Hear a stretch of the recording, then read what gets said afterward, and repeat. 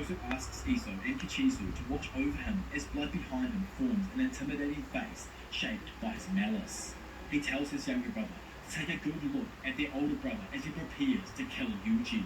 Meanwhile, inside the smallpox deity's domain expansion, Meimei is momentarily trapped underground beneath one of the disease curse's gravestones. The curse spirit counts down from 3 again, but Meimei breaks out of the trap in time.